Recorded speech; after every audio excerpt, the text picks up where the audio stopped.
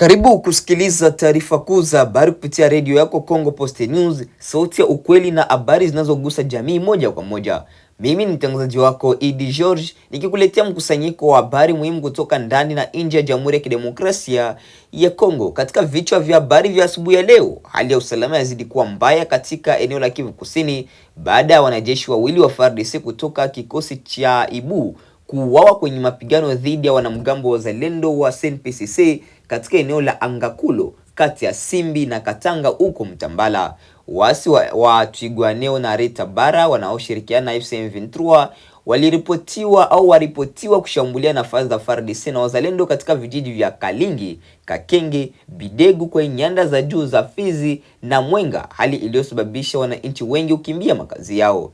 Na mjini Kisangani, upande wa mashtaka wa mahakama ya kijeshi waomba adhabu ya kifo dhidi ya wanajeshi 57 wa FARDC waliokamatwa Walikale kwa tuhuma mbalimbali zinazohusiana ukiukwaji wa sheria za kijeshi.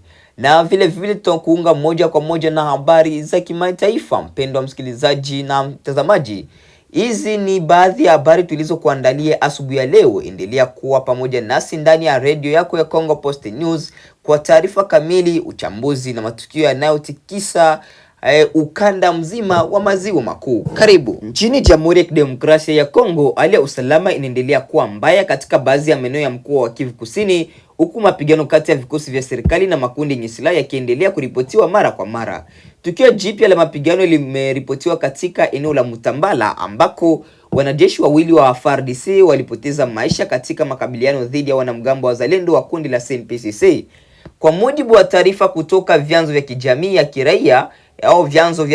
kiraia katika grupenti ya Balala Sid, mapigano hayo yalitokea Jumatano tarehe 13 mwezi wa 5 mwaka wa 2026, yani siku ya jana majira saa 7 mchana kati ya maeneo ya Simbi na Katanga katika kijiji cha Angakulo. Inadaiwa kuwa wanajeshi hao waliokuwa kutoka kikosi maalum cha Ibu walikutana uso kwa uso na wapiganaji wa Zalendo wa SNPCC, hali iliyosababisha kurushiana risasi kwa muda. Taarifa zinaeleza kuwa katika mapigano hayo wanajeshi wawili wa FARDC walifariki dunia papo hapo kutokana na mashambulizi ya risasi, huku mwanajeshi mwingine akijeruhiwa vibaya. Majeruhi huyo alikimbizwa katika kituo cha afya kwa ajili ya kupatiwa matibabu ya haraka, ingawa hali yake bado haijatajwa rasmi. Wakazi wa eneo hilo wanasema milio ya risasi ilisikika kwa muda mrefu na kusababisha taharuki kubwa miongoni mwa wananchi waliokuwa wakifanya shughuli zao za kila siku. Baadhi ya familia zimeripotiwa kuanza kukimbia ovyo, huku wengine wakijificha ndani ya nyumba zao wakisubiri hali itulie. Eneo la Mtambala limekuwa likikumbwa mara kwa mara na matukio ya kiusalama kutokana na uwepo wa makundi mbalimbali yenye silaha yanayopambana ama dhidi ya serikali au kati yao wenyewe. Kundi la wazalendo wa SNPCC ni miongoni mwa makundi yenye ushawishi katika baadhi ya maeneo ya Kivu Kusini, jambo ambalo limeendelea kuzua changamoto kwa vikosi vya usalama. Mashirika ya kiraia katika eneo hilo yameeleza wasiwasi wao kuhusu kuendelea kwa mapigano hayo, yakisema kuwa wananchi wa kawaida ndio wanaobeba mzigo mkubwa wa machafuko hayo. Viongozi wa kijamii wametoa wito kwa serikali kuimarisha ulinzi na kutafuta suluhisho la kudumu ili kuzuia kuendelea kwa umwagaji damu. Hadi sasa jeshi la FARDC halijatoa taarifa rasmi kuhusu tukio hilo, lakini vyanzo vya ndani vinaeleza kuwa operesheni za kijeshi zinaendelea katika maeneo yaliyodhaniwa kuwa na uwepo wa wanamgambo hao. Wachambuzi wa masuala ya usalama wanaamini kuwa kuendelea kwa mapigano katika maeneo ya mashariki mwa nchi ya Jamhuri ya Kidemokrasia ya Kongo kunaongeza hali ya sintofahamu kwa wananchi na kuchelewesha juhudi za kurejesha amani ya kudumu katika ukanda huu. Ni tukio linaloendelea kuibua maswali mengi kuhusu hali ya usalama katika eneo la Kivu Kusini, huku wananchi wakihitaji zaidi ulinzi, utulivu na kurejeshwa kwa amani katika baadhi ya maeneo. Tubaki huko katika mkoa wa Kivu Kusini ambapo katika eneo la mashariki mwa nchi ya Jamhuri ya Kidemokrasia ya Kongo, hali ya usalama inaendelea kuzorota baada ya kuzuka tena kwa mapigano makali katika maeneo ya nyanda za juu za Fizi na Mwenga mkoani Kivu Kusini. Mashambulizi hayo mapya yalihusishwa na waasi wa Twigwaneo pamoja na Reta Bara wanaotajwa kushirikiana na M23. Kwa mujibu wa taarifa kutoka vyanzo vya eneo hilo, mashambulizi hayo yalifanyika mapema asubuhi ya Jumatano tarehe 13 mwezi wa 5 mwaka wa 2026, ambako makundi hayo yenye silaha yalivamia nafasi kadhaa zinazodhibitiwa na jeshi la FARDC pamoja na wapiganaji wa wazalendo katika vijiji vya Kalingi, Kakengi na Bidegu. Vijiji hivyo vinapatikana katika maeneo ya kimkakati kwenye nyanda za juu za Mwenga na Fizi, ambavyo kwa muda mrefu vimekuwa vikikumbwa na migogoro ya silaha kati ya makundi mbalimbali ya waasi na vikosi vya serikali. Wakazi wa maeneo hayo waliripoti kusikia milio ya risasi kuanzia majira ya alfajiri, huku wengine yakisemekana kudumu kwa muda mrefu, yani kwa saa kadhaa. Mashahidi kutoka maeneo ya jirani wanasema hali hiyo ilisababisha taharuki kubwa kwa wananchi, ambako mamia ya familia zilazimika kukimbia makazi yao wakikimbilia katika vijiji vinavyoonekana kuwa salama zaidi. Wanawake, watoto na wazee ndio waliokuwa wa kwanza kuonekana wakiondoka kwa hofu ya kukumbwa na mapigano hayo. Mashambulizi haya yanaonekana kuvunja utulivu wa muda mfupi uliokuwa unaanza kurejea katika ukanda huo baada ya wiki kadhaa ya hali ya tahadhari. Wachambuzi wa masuala ya usalama wanaeleza kuwa kurejea kwa mashambulizi katika nyanda za juu za Fizi na Mwenga kunaongeza hofu ya kusambaa zaidi kwa vita katika maeneo mengine ya Kivu Kusini. Ingawa hadi sasa hakuna taarifa rasmi iliyotolewa na jeshi la FARDC kuhusu idadi ya waliouawa au kujeruhiwa, vyanzo vya ndani vinaeleza kuwa pande zote mbili zilipambana kwa nguvu kubwa kwa kutumia silaha nzito na nyepesi. Hali hiyo imeendelea kuongeza wasiwasi kuhusu usalama wa raia wanaoishi katika maeneo ya karibu na mapigano.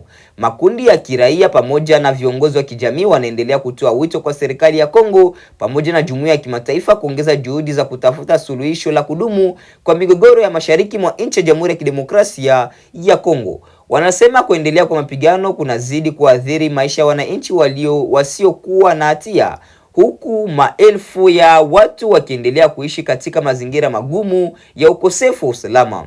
Kwa upande mwingine, kuongezeka kwa mashambulizi hayo yanatajwa kuongeza mvutano wa kisiasa na kidiplomasia katika ukanda wa Maziwa Makuu, hasa kutokana na madai ya kuhusika kwa mataifa ya nje katika kusaidia baadhi ya makundi yenye silaha yanayopigana mashariki mwa nchi ya Jamhuri ya Kidemokrasia ya Kongo.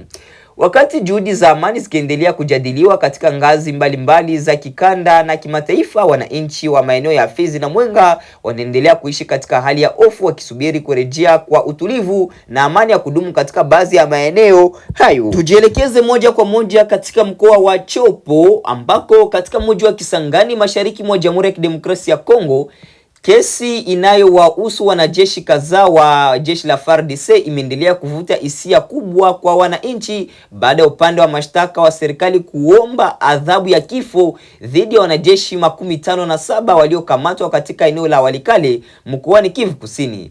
Wanajeshi hao wanatuhumiwa kuhusika katika vitendo mbalimbali vinavyokiuka sheria za kijeshi pamoja na makosa mazito yanayodaiwa kufanyika wakati wa operesheni za kijeshi katika maeneo yenye migogoro. Kesi hiyo imekuwa ikisikilizwa mbele ya mahakama ya kijeshi mjini Kisangani, huku ikifuatiliwa kwa karibu na wananchi pamoja na mashirika ya kutetea haki za kibinadamu. Kwa mujibu wa taarifa kutoka upande wa mashtaka, wanajeshi hao walikabiliwa na tuhuma nzito, ikiwemo uporaji wa mali za raia, ukiukwaji wa nidhamu ya kijeshi, kutoroka katika maeneo ya mapambano pamoja na vitendo vinavyotajwa kuhatarisha usalama wa wananchi katika maeneo yaliyokuwa yakikabiliwa na mashambulizi ya makundi ya waasi. Waendesha mashtaka wameeleza mbele ya mahakama kuwa matendo hayo yalichangia kuongeza mateso kwa wananchi waliokuwa tayari wameathiriwa na hali ya vita katika eneo la Walikale. Kutokana na uzito wa tuhuma hizo, upande wa serikali umeiomba mahakama kutoa adhabu kali zaidi, ambayo ni hukumu ya kifo dhidi ya washtakiwa hao 57. Kesi hiyo imeibua mjadala mkubwa ndani na nje ya jeshi la FARDC kuhusu nidhamu ya wanajeshi na namna ya kuwajibisha wale wanaokiuka sheria wakati wa operation za kijeshi. Baadhi ya wananchi wanaona hatua hiyo kuwa ni ishara ya serikali kutaka kurejesha nidhamu ndani ya jeshi, hasa katika kipindi ambacho mashariki mwa Jamhuri ya Kidemokrasia ya Kongo inaendelea kukumbwa na mapigano dhidi ya makundi mbalimbali yenye silaha. Hata hivyo, mashirika kadhaa ya kutetea haki za kibinadamu inaendelea kueleza wasiwasi kuhusu matumizi ya adhabu ya kifo, yakisisitiza umuhimu wa kuhakikisha kesi hiyo inaendeshwa kwa uwazi, haki na kuheshimu taratibu zote za kisheria. Wametaka pia kuhakikisha kuwa washtakiwa wanapata haki yao ya kujitetea bila shinikizo lolote. Kwa upande wa familia za baadhi ya wanajeshi hao, wanaendelea kuomba mahakama kuzingatia mazingira ya vita na changamoto zinazowakabili askari waliopo mstari mbele katika mapambano dhidi ya waasi. Wengine wanaeleza matumaini kuwa mahakama itatoa hukumu ya haki baada ya kusikiliza ushahidi wote. Wataalamu wa masuala ya usalama wanaamini kuwa mwenendo wa kesi hiyo inaweza kuwa na athari kubwa katika taswira ya jeshi la FARDC pamoja na juhudi za serikali za kurejesha utulivu mashariki mwa nchi ya Jamhuri ya Kidemokrasia ya Kongo. Wanasema hatua kali dhidi ya askari wanaotuhumiwa kwa makosa inaweza kusaidia kuimarisha uwajibikaji ndani ya vikosi vya ulinzi. Hadi sasa mahakama bado haijatoa uamuzi wa mwisho kuhusu hatima ya wanajeshi hao, huku wananchi wengi wakisubiri kuona ikiwa ombi la upande wa mashtaka la kutoa hukumu ya kifo itakubaliwa au la. Ni kesi inayozidi kuibua hisia kali katika Jamhuri ya Kidemokrasia ya Kongo, hasa katika kipindi ambacho taifa hilo linaendelea kupambana na changamoto za usalama na kurejesha imani ya wananchi kwa vyombo vya dola. Baada ya kusikiliza taarifa zetu mbalimbali kutoka nchini Jamhuri ya Kidemokrasia ya Kongo, basi tunakuomba moja kwa moja kuungana nasi katika habari zetu za kimataifa. Karibu. Na tukisalia huko Pakistan, ni kwamba mlipuko mkubwa katika soko lililojaa watu kaskazini magharibi mwa nchi hiyo limeua watu 9 na kujeruhi wengine siku ya Jumanne hii leo. Hali inayotia wasiwasi kwamba huenda ni kuanza upya kwa mapigano na nchi jirani ya Afghanistan. Zaidi na Humphrey Mgonja. Mlipuko huo wa bomu katika eneo la Nurag Bazar umezua hofu mitaani, huku watu wakikimbilia kusaidia majeruhi na magari ya dharura yakikimbilia eneo hilo. Shambulio hilo linafuatia shambulio la gari pamoja na lile la kuvizia katika kituo cha polisi karibu na eneo la Bunu siku ya Jumamosi na kusababisha vifo vya maafisa wa polisi 15. Pakistani ililaumu wanamgambo wa Afghanistan kwa shambulio la mwishoni mwa juma na kusababisha maandamano makali mjini Kabul.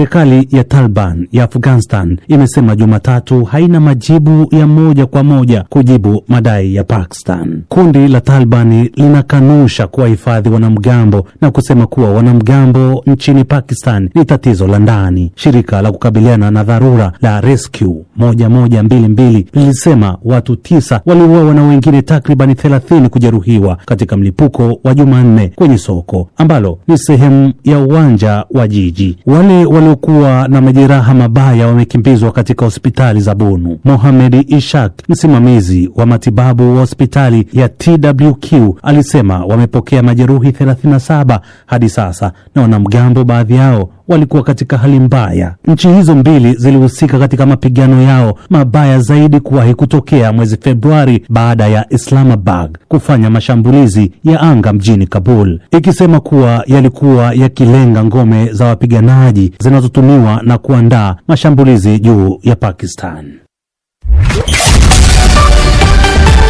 Imetimu saa 1:15 kote Afrika Mashariki, Afrika ya Kati na baadhi ya maeneo ya maziwa makuu ni saa 12:15 jioni. Habari kuu ni pamoja na shinikizo la kujiuzulu kwa waziri mkuu wa Uingereza Keir Starmer lazidi. Rais wa Uganda Yoweri Museveni apishwa rasmi kuongoza nchi hiyo kwa muhula wa 7 madarakani.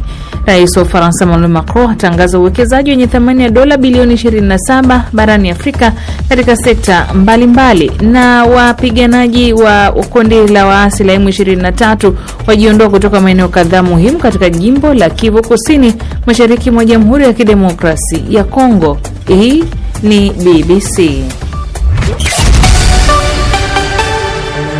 Bila shaka ni matangazo ya Dira ya Dunia kutoka idhaa ya Kiswahili ya BBC. Leo hii uko na Phyllis Mote na mwenzangu ni Skola Kisanga. Mamlaka katika jimbo la Western Cape nchini Afrika Kusini zimetangaza kufungwa kwa shule zote siku ya leo Jumanne kutokana na hali mbaya ya hewa ambapo dhoruba kali inatishia kupiga jimbo hilo. Aidha, mamlaka zimeonya kwamba safari za ndege huenda zikachelewa, zingine zikafutiliwa mbali au kuelekezwa kwingine kutokana na upepo mkali na mvua kubwa inayoendelea. Mwenzangu Sarafina Robi alizungumza na Nixon Katembo kutaka kujua hali ilivyo. Hali inaendelea kuwa duni kutokana na mabadiliko ya tabia nchi na madhara ambayo yametokea na hiyo, pamoja na mvua zinaendelea kunyesha hasa katika mkoa wa Cape Magharibi pamoja na mkoa wa Mpumalanga ambako kumesababisha mafuriko makubwa. Kufikia kwamba hivi sasa serikali ya Afrika Kusini imetangaza janga la kitaifa kufuatia hali hii, ina maana kwamba hali hii imeshuhudiwa kwa kiwango kipi ama kwa muda upi kufikia leo? Na inaendelea kushuhudiwa na zaidi itaendelea kushuhudiwa katika mkoa wa Cape Magharibi ambako shule zote zimeamriwa kufunga na kutahadharisha watu wale ambao wanaotaka kufanyia kazi nyumbani wafanyie kazi nyumbani.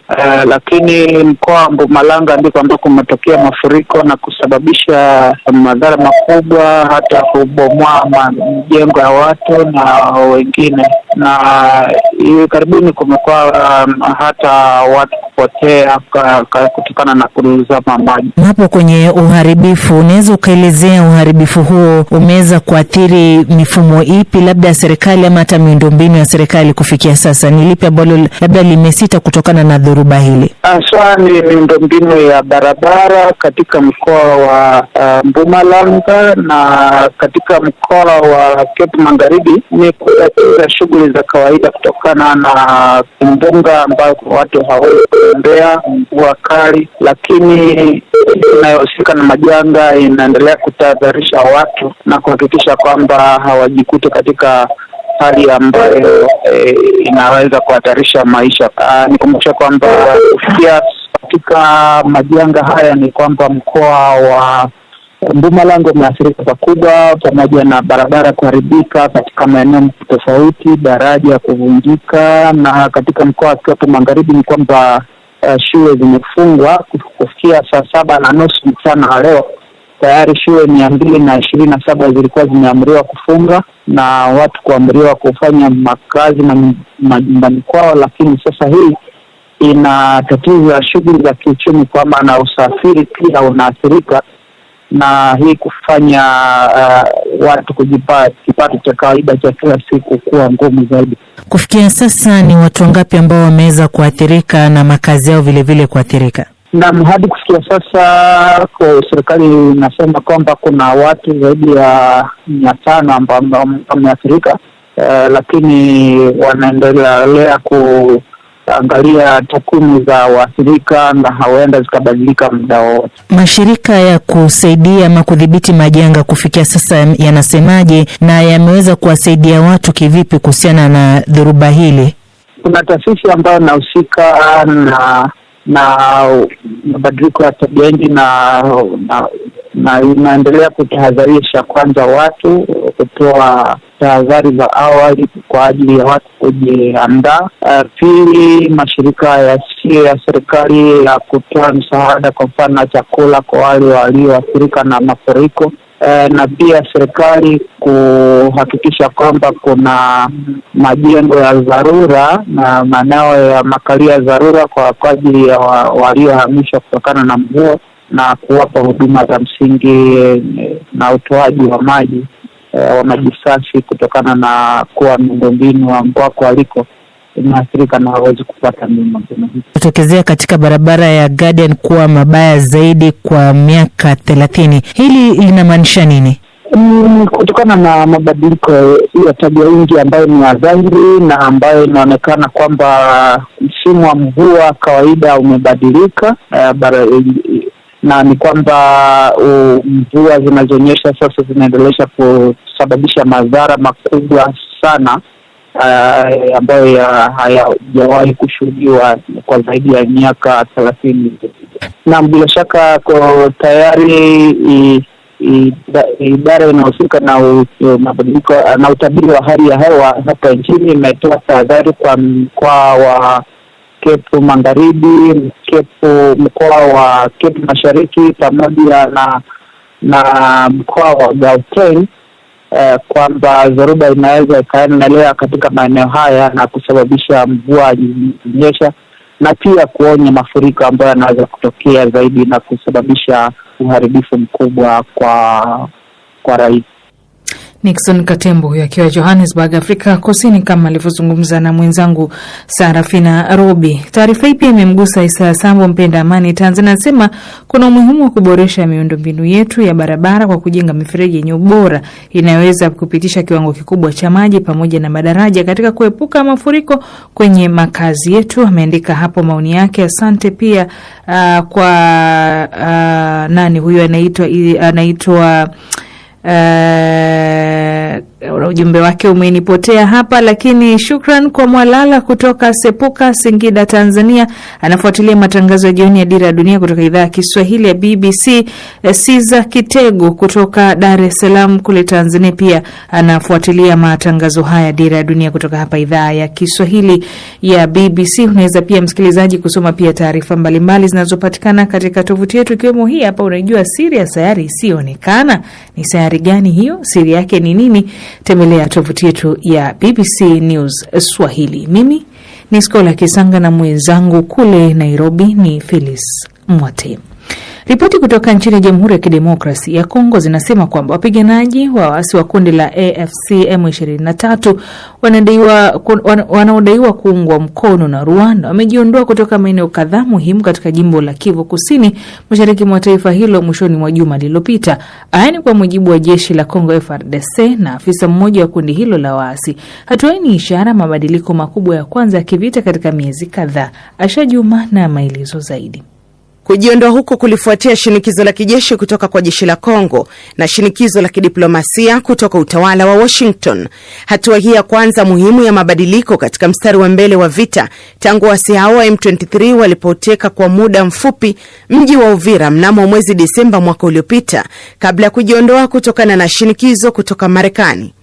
Hatua hii inakuja wiki mbili baada ya Marekani kumwekea vikwazo rais wa zamani wa Kongo Joseph Kabila kwa madai ya kuwa na uhusiano na kundi la waasi la AFC M23, madai ambayo rais Kabila ameyakanusha. Waasi waliondoka kutoka eneo la Kabunambo, takriban kilomita 35 kaskazini mwa Uvira kuelekea Luvungi, karibu kilomita 30 zaidi kaskazini kuelekea mji mkuu wa jimbo la Kivu ya Kusini Bukavu, ambako walikuwa wameweka makazi yao kabla ya kusonga mbele kuelekea Uvira. Raia wa Kongo waliokimbia vurugu za mwaka jana kwenda nchi jirani ya Burundi wameanza kurejea nyumbani.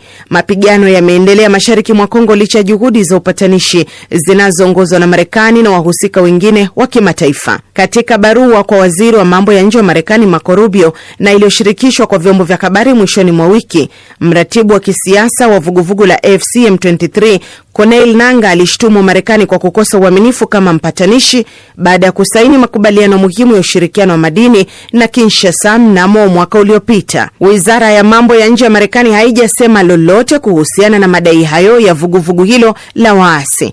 Rwanda imekanusha tuma kutoka kwa Umoja wa Mataifa na serikali za Magharibi kwamba inaunga mkono waasi hao wa M23, kisisitiza kuwa uwepo wa wanajeshi wake katika eneo la mashariki mwa Kongo ni juhudi za kuwasaka waasi wa FDLR ambao walitekeleza mauaji ya kimbari kabla ya kukimbilia Kongo. Naam, shukran Asha Juma. Na tunatoka huku barani Afrika kuelekea kote hadi bara Ulaya, ambapo maafisa wa Ukraine wamesema kwamba Urusi ilimaliza usitishaji mapigano wa siku 3 baina yake na Ukraine leo Jumanne kwa kuzindua wimbi la zaidi ya ndege zisizo na rubani 200 za mashambulizi ambazo ziliharibu miundombinu ya nishati na majengo ya makazi. Zaidi na Victor Kenani.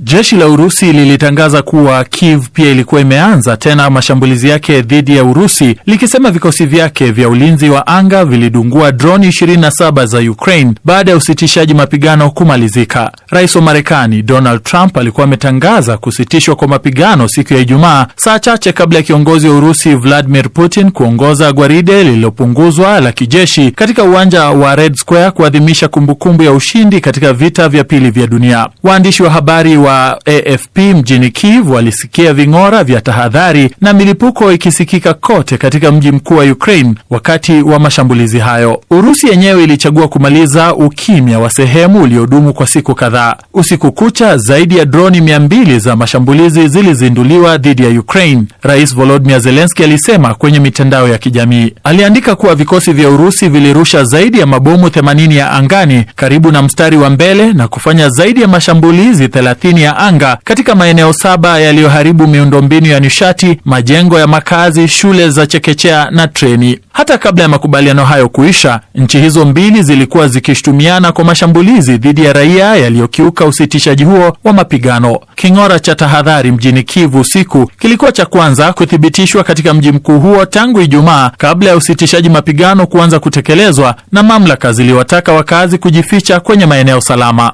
Mashambulizi hayo yalimuua mwanamume mmoja na kumjeruhi mwanamke mwingine katika eneo la Snelikov katika mkoa wa Dnipropetrovsk. Watu wengine 3 walijeruhiwa katika mashambulizi mengine katika mkoa huo, kulingana na mamlaka ya eneo hilo. Wizara ya ulinzi ya Urusi ilisema vikosi vyake vya ulinzi wa anga vilidungua droni 27 za Ukraine katika maeneo ya Belgorod, Vonore na Rostov.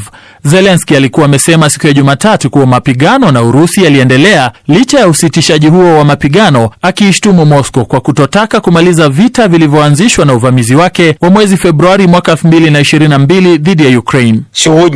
Na fronti ne було тиші, були бої. Leo hakukuwa na ukimya katika mstari wa mbele wa vita, kulikuwa na mapigano. Tumerekodi yote hayo. Pia tumeona kwamba Urusi haina nia ya kumaliza vita hivi. Hivyo tunajiandaa kwa mashambulizi mapya kwa bahati mbaya, lakini lazima kuwe na amani. Hicho ndicho hasa tunachofanyia kazi. Zelensky pia alisema ilikuwa wazi kuwa vita nchini Iran sasa vinapata umakini mkubwa zaidi kutoka Marekani. Mazungumzo kuhusu vita vya Urusi na Ukraine hadi sasa hayajafikia mafanikio yoyote na kwa kiasi kikubwa yamefunikwa na mzozo wa Iran, ingawa tangazo la Trump kuhusu usitishaji mapigano ulikuwa umezua matumaini kwamba mazungumzo yanayoongozwa na Marekani ya kumaliza uvamizi wa Urusi yanaweza kuanzishwa tena. Uvamizi wa Urusi dhidi ya Ukraine umechochea vita vya umwagaji damu zaidi barani Ulaya tangu vita vya pili vya dunia na kusababisha vifo vya mamia ya maelfu ya watu na kuwalazimisha mamilioni kukimbia makazi yao. Na ni hapo ndipo tunapohitimisha matangazo yetu ya habari za asubuhi ya leo, ikiwa ni tarehe 14 mwezi wa 5 mwaka 2026. Mpendwa msikilizaji na mtazamaji, basi tukutane katika taarifa yetu ya habari za jioni. Asante.